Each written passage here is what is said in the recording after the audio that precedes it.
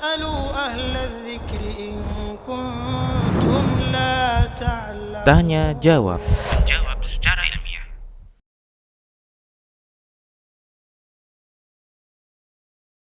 Baik.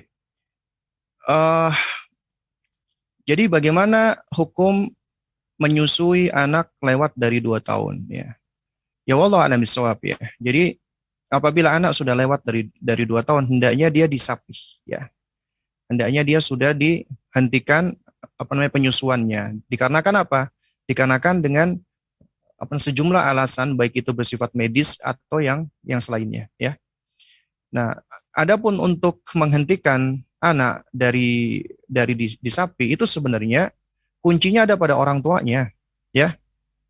Anda yang pertama bisa belajar dari pengalaman ibu-ibu yang lain ya. Makanya jadi kita ini menunjukkan pentingnya kita mencari teman-teman yang baik, yang soleha ya, sama-sama ummahat yang mungkin punya kiat-kiat bagaimana menghentikan anak-anak untuk apa? Untuk uh, untuk menyusu ketika dia memang sudah waktunya disapi. Nah, itu juga di antara metode-metodenya adalah ya, kita tahu ya ketika anak itu sudah ketika seorang ibu ya menyusui, itu kualitas ASI paling bagus adalah ketika awal-awal baru melahirkan. Semakin berjalan, ya apalagi sudah masuk di tahun kedua, itu biasanya kualitas ASI sudah sangat menurun sekali. Ya, sudah sangat menurun ya. Nah, oleh karena itu makanya ya anak-anak ya bayi itu ya itu di bulan kesekian itu memang harus perlu ditambahkan dengan makanan lain ya selain ASI. Untuk apa? Untuk memenuhi gizinya ya. Nah, juga demikian ketika anak sudah usia mau mendekati 2 tahun, hendaknya orang tua sudah mempersiapkan penyapihan. Karena ini sebagai bentuk mengajarkan mereka untuk apa? Untuk mandiri. Kemandirian itu perkara yang perkara yang penting yang perlu diajarkan kepada anak kita semenjak mereka dari kecil. Nah, apalagi sudah usia 2 tahun nih. 2 tahun ini ya 2 tahun ke atas ini kita sudah mengajarkan tentang sejumlah konsep-konsep kemandirian kepada mereka. Ya. Nah, oleh karena itu makanya orang tua dalam hal ini harus bersikap tegas dalam tanda kutip atau tega. Nah, itu sebagian ibu itu caranya macam-macam.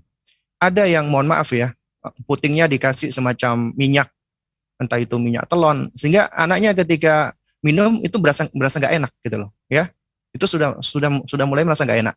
Kemudian juga ketika si anak itu sudah di atas 1 tahun, itu biasanya intensnya dia untuk nyusu itu sudah mulai berkurang. Biasanya mereka nyusu kepada ibunya itu karena pertama kebiasaan dia, yang kedua itu kebiasaan yang membuat dia merasa nyaman, tenang. Ketika dia mau tidur, dia harus, mohon maaf, itu istilahnya ini dulu tuh, ngempeng dulu ya. Nah, ini kebiasaan yang harus sudah mulai dikurangi dan akhirnya harus dihentikan. Nggak perlu datang ke dukun-dukun yang aneh-aneh seperti itu ya. Apalagi itu dukun dikatakan orang pintar, yang namanya dukun. Ya kita tahu yang namanya dukun ya. Itu ya adalah suatu hal yang jelas-jelas jelek, buruk ya. Istilah dukun itu adalah suatu hal yang nggak baik. Nah, ya meskipun mungkin ada istilah yang beda ya, seperti dukun anak ya, maksudnya adalah mungkin bidan mungkin ya, ataupun mungkin adalah orang-orang yang biasa ngurusin kelahiran anak ya, dan itu memang istilah yang kurang tepat disebut dengan dukun. Karena dukun itu ya kalau di dalam bahasa Arab ya maknanya nggak keluar dari dua, ya arraf atau kahin ya.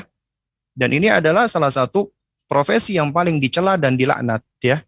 Bahkan kita nggak boleh mendatangi dukun gitu loh ya. Hukumnya haram, dan insya Allah penanya juga sudah ngerti ya. Jadi untuk menghentikan anak menyusu kepada ibunya, nggak perlu datang ke orang-orang seperti ini. Yang perlu adalah Anda tega enggak? Dalam rangka kebaikan, kita harus tega. Anak menangis nggak apa-apa. Kadang-kadang orang tua ngelihat anaknya nangis sudah nggak tega, akhirnya disayang lagi ya, akhirnya diberikan lagi. Ya, akhirnya anak tidak akan belajar yang namanya kemandirian. Anak juga nggak akan belajar yang Karena anak-anak itu perlu belajar. Belajar apa? Belajar untuk menghadapi ya sesuatu yang tidak untuk untuk dia sesekali ada keinginannya itu tidak dipenuhi. Itu penting banget. Karena dia akan hidup di dunia yang mana dunia ini ya itu tidak semua keinginannya itu akan bisa dipenuhi. Jadi dia harus sudah siap untuk bersabar di dalam menghadapi kehidupan dunia ini. Itu tugas kita ya. Jadi nggak perlu datang ke dukun. Ngapain? Cukup Anda hentikan, nggak apa-apa dia menangis, ya. Tapi boleh Anda peluk dia, Anda sayangi dia, sampaikan Umi sayang sama kamu, ya. Umi sayang. Tapi kalau dia mau netek, jangan dikasih. Insya Allah nggak lama, 2 hari, 3 hari, akhirnya dia sudah terbiasa gitu loh. Ya, dan ini juga bisa kita pelajari dari pengalamannya para ummahat atau para ibu-ibu. Ya wallah alam shawab ya.